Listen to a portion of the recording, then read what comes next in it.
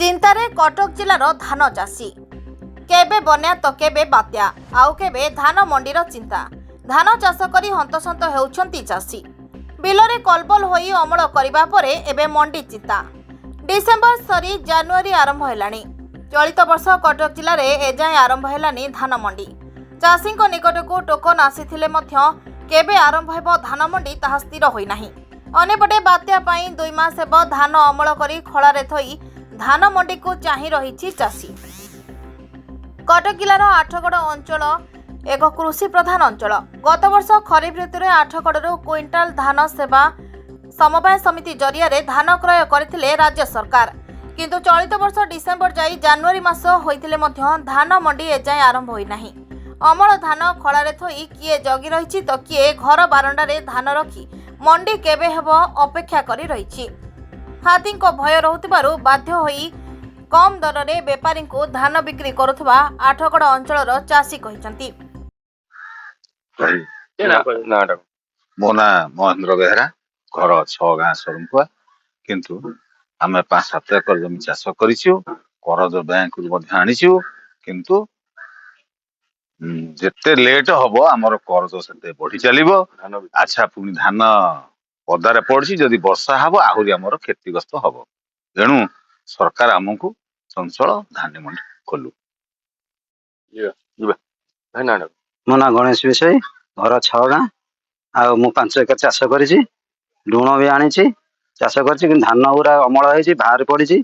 एते पर्यंत मंडी message आसुनी। Message वाला सोसाइटी पचारे कहउछन्ती तमर जांगे सर्वे होउछि, तमर आसिले जीवो, किंतु मंडी गवर्नमेंट किछि हम पेंगा मंडी पेंगा कोनोसे सूचना नाही। यदि आगु को आसुछि वर्षा कोन असुविधा हो?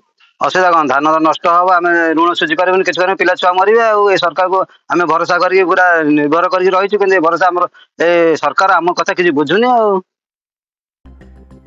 31 डिसेंबर 2025 तारीख ठारू आठगड़ अंचल में धान मंडी आरंभ हेबा पई चाषी निकट को मेसेज आसीथिले मध्य धान मंडी आरंभ हेला नाही।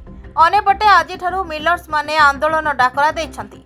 खूब शीघ्र मिलर्स को सह आलोचना करा जाई कटक जिले में धान मंडी आरंभ हेबा बोली आठगड़ एआरसीएस कहिसंती। गोटे पटे जंगल जंतु को फसल नष्ट, अनेपटे मंडी रे धान बिक्री समस्या, धान चाष प्रति चाषीर इच्छा शक्ति अभाव हेउतबा परिलक्षित होइछि। राज्य सरकार एथिप्रति दृष्टि नदेले बाध्य होई चाषी संगठन राजरास्ता को ओह्लाइबे बोली चेतावनी दैछंती। तो नाटा कहबे विजय कुमार राउत कोन कहबे? आज पर्यंत आपनकर धान उठिबे काई फिर रखा छै? धान मंडी रे धान दवा पे समस्त चाषी आशायी आशावान रही। गवर्नमेंट नुआ सरकार आछंती। नुआ सरकार निहाती गत वर्ष जो दाम बढ़े कि धान नहीं, वर्ष भी नवा प्रचुर मात्रा धान भी अमल हो सब चाषी धान दवापा मंडी रे अपेक्षा करते, मंडी ए पर्यटन खोलला ना। नवेम्बर डिसेम्बर जो मंडी खोलिक धान उठुला जानुआरी मास आज गला 5-6 तारीख, कि निहाती पक्षे चाषी आशा नुआ सरकार किसी नुआ पदक्षेप नहीं चाषी मान सठिक भाव में धान नबे। आई आशा भरसा रखी चाषी मान रही।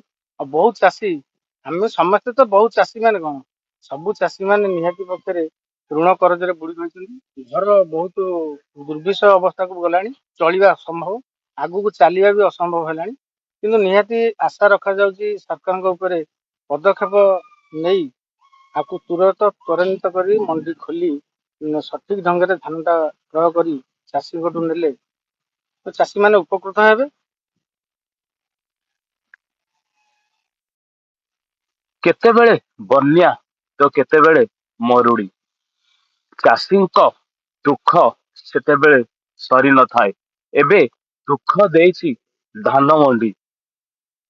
केबे सरकार ए धान मंडी खोलुसंती ताले चाषी मुंडरे गोटे प्रकार चड़क पड़ी। देखा बाकी रहिला केबे धान मंडी खोलुछि आउ चाषी मानक दुख दूर होछि।